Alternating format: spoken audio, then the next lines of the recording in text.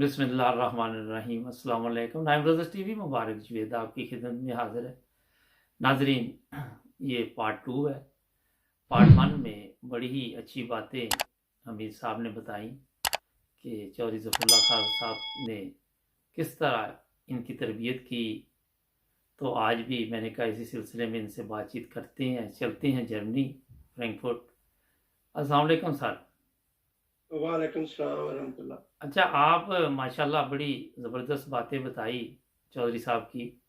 तो बड़े खुशकिस्मत हैं, देखें पाकिस्तान के पहले वज़ीर ख़ारिजा थे चौधरी साहब, और आप उनके साथ माशाल्लाह, मेरा नहीं ख्याल कि हर बंदे के पास इस तरह कोई चांस मिला हो ना।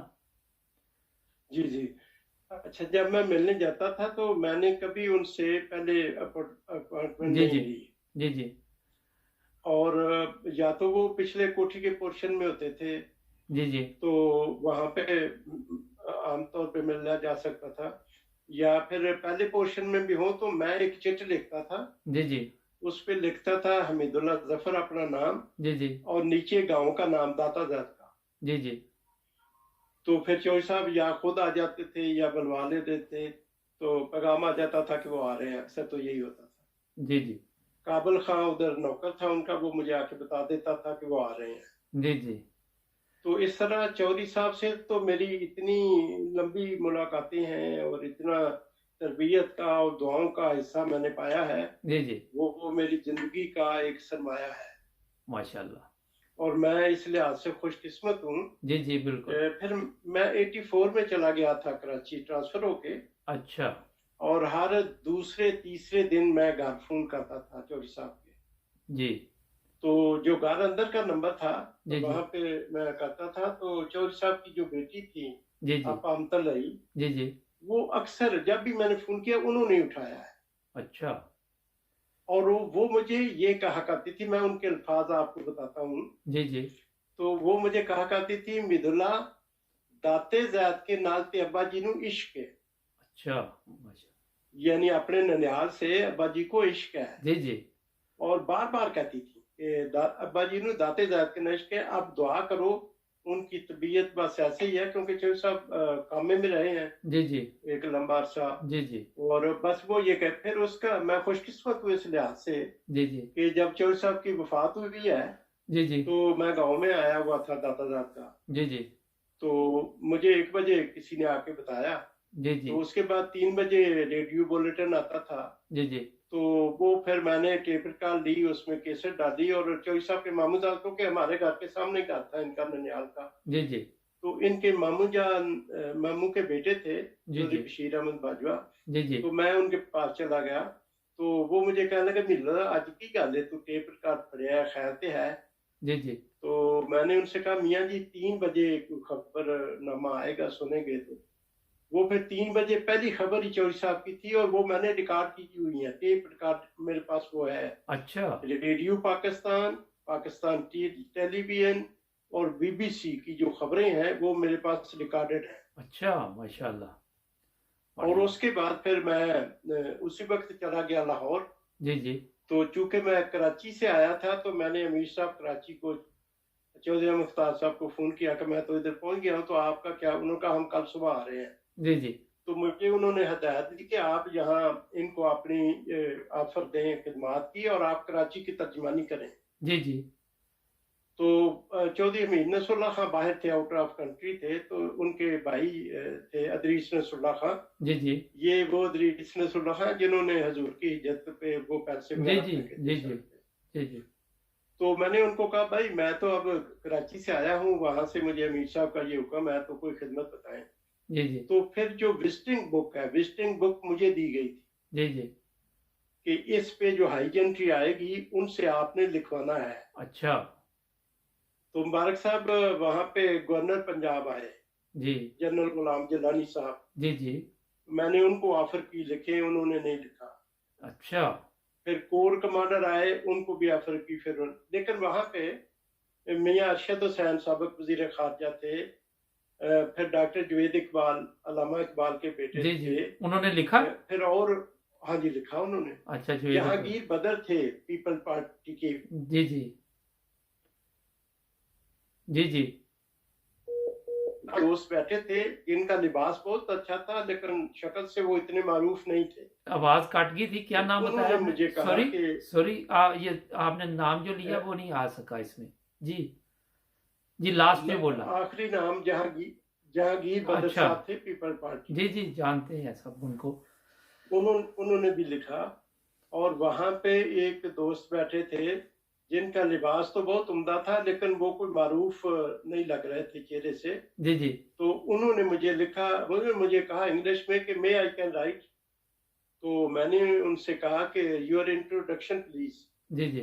तो उन्होंने कोई नाम लिया था क्रिंश करके इस तरह का। तो उन्होंने कहा I am high commissioner of India in Pakistan. अच्छा। तो मैंने कहा मोस्ट वेलकम। तो फिर उन्होंने बहुत उम्दा लिखा, इतनी लिखाई उनकी इंग्लिश की इतनी उम्दा थी, और बहुत कुछ उन्होंने चौधरी साहब को जो खराज तहसीन पेश किया। जी जी और लिखा कि चौधरी साहब जो है, जितना सदमा पाकिस्तान को है उससे ज्यादा हमें हिंदुस्तान को है, जी जी क्योंकि चौधरी साहब ने हिंदुस्तान की बड़ी खिदमत की है। जी जी ये हमारे फेडरल कोर्ट के जज रहे, फिर रेलवे के वजीर रहे, तजारत के वजीर रहे, और बड़ी लंबी खिदमात इन्होंने जी जी हिंदुस्तान की हुकूमत में की हैं। तो हमें भी बड़ा सदमा है इनकी वफात का। जी जी तो वो बड़ा लिखी हुई है, रिकॉर्डेड है। और फिर मार्क साहब, मैं आपको एक और बात बतानी चाहता हूँ जी प्लीज। कि जो कैवली ग्राउंड में आपका पहला जनाजा हुआ था, उसमें मैं पहली सब में खड़ा हूँ, मेरे पास फोटो है वो। अच्छा फिर चौधरी साहब की जो आखिरी दीदार है उसकी फोटो मेरे पास मौजूद है। अच्छा, माशाल्लाह। चौधरी साहब को जो जिस मोटरसाइकिल ने लीड किया था गवर्नमेंट पुलिस ऑफिसर ने, जी जी। वो भी मेरे पास मौजूद है। अच्छा। तो बहरहाल चौधरी साहब का मुझे तो ये था कि अल्लाह ताला मुझे मौका दे, मैं इनके आखिरी ज़ियारत से महरूम ना हूँ। जी जी तो अल्लाह ताला ने फिर वो मुझे मौका बड़े अच्छे तरीके से अता फरमाया है। और चौधरी साहब के साथ तो मेरा बड़ा कल्बी तल्लुक है। जी, ये तो बड़ी ज़बरदस्त आपने बातें बताई हमारे नाजरीन को, क्योंकि चौधरी साहब माशाल्लाह एक ज़बरदस्त शख्सियत थे। लेकिन आज आप गौर कर रहे हैं कि कई हमारे जो अच्छे लोग आज भी उनकी तारीफ करते हैं, लेकिन कुछ ऐसे भी हैं जो सिर्फ यही उनके ज़हन में बैठ गया कि वो अहमदी थे। चौधरी साहब तो एक अल्लाह ताला के बड़े बरगजीदा इंसान थे। जी जी और वो सिर्फ ये नहीं कि वो वजीर खारजा थे या आला खिदमात की उनको तौफीक मिली है। जी जी चौधरी साहब का वजूद तो इतना बाबरकत और नफा रसा वजूद था, जी जी, ना सिर्फ अपनों के लिए बल्कि गैरों के लिए भी। बिल्कुल ऐसे ही है। और फिर उन्होंने जो जिंदगी गुजारी है सादगी की, वो तो इंतहा की सादगी थी। जी मैं जी आपको एक वाक़या दारुल ज़िक्र का बताना चाहता हूँ जी प्लीज। कि जब चीफ जस्टिस थे इंटरनेशनल कोर्ट ऑफ जस्टिस के, जी जी तो चौधरी साहब आए हुए थे। तो मैंने सोचा मैं चौधरी साहब को जूती पहनाता हूँ। जी जी तो मेरा तो ख्याल था कि जो सबसे उम्दा जूती है जी जी। ये होगी चौधरी साहब की। तो अच्छा। वो उधर नहीं गए। फिर उससे कम तर मैंने कहा ये होगी उधर। जो सबसे पुराने डिजाइन की जूती वहां पड़ी थी, वो चौधरी साहब, तो मैं बैठ गया पहनाने के लिए। जी जी। तो मुझे सख्ती से फरमाया नहीं, उठो, मैं खुद पहनूंगा। अच्छा। अच्छा, जब उन्होंने एक पाँव पहन लिया तो हमारे एक कर्नल सईद अहमद साहब थे, वो आ गए। जी। अब उनको पता नहीं था कि मेरे साथ वाकया हुआ है, चौधरी साहब ने मना किया। तो वो दूसरा पाँव पहनाने लगे। चौधरी साहब ने कहा नहीं नहीं कर्नल साहब, बिल्कुल नहीं, मैं आपका खादम। वो कर्नल सईद साहब कहने लगे चौधरी साहब मैं आपका खादम। जी जी। तो चौधरी साहब ने सीने पे हाथ रख के कहा कि कर्नल साहब नहीं, मैं आपका खादम। वाह।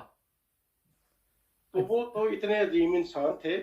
अब आप देखें 1970 में साकिब ज़ेरवी साहब को भेजा गया था कि आप दौरा करें लंदन का और मज़ाफ़ात का, यूके का। जी जी तो चौधरी साहब इंटरनेशनल कोर्ट में थे चीफ जस्टिस, जी एक जी माह की छुट्टी लेकर आए थे। जी जी। और फरमाया था कि जहां जहां साकिब साहब जाएंगे मैं इनके साथ जाऊंगा। अच्छा। और साकिब साहब कहते हैं कि वो मेरे लिए बड़ा कमरा अटैच बाथ खुद कराते थे, छोटा कमरा अपने लिए। जी जी और एक रात मैं जब सुबह उठा तो मैंने देखा मेरी जूती नहीं है। अच्छा। तो मैं परेशान हुआ कि जूती कहाँ गई। जी जी। तो थोड़ी देर के बाद मैं बैठा हुआ ही था तो दरवाजा खुला तो चौधरी साहब मेरी जूती पकड़े हुए आए जी और जी। फरमाया, साकिब साहब मैंने तजल पा ली थी, मेरे पास वक्त था, मैंने सोचा मैं आपकी जूती पालिश कर दूं। क्या बात। तो फिर एक और बात है कि वो साकिब साहब का इंटरव्यू था बीबीसी पे। जी जी। तो चौधरी साहब और अमाम बशीर अहमद खान रफीक गए साथ जी जी। और चौधरी साहब ने कहा कि साकिब साहब आप जाएं इंटरव्यू दे आए, हम यहाँ नीचे बैठते हैं, मैं गया तो बड़े तकल्फात शुरू हो जाएंगे। जी जी।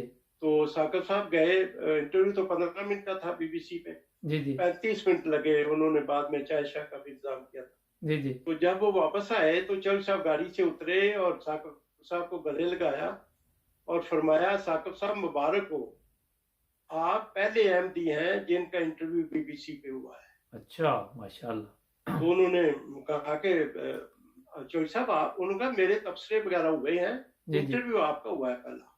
अच्छा। तो चौधरी साहब बड़ी अजीम शान शख्सियत थे।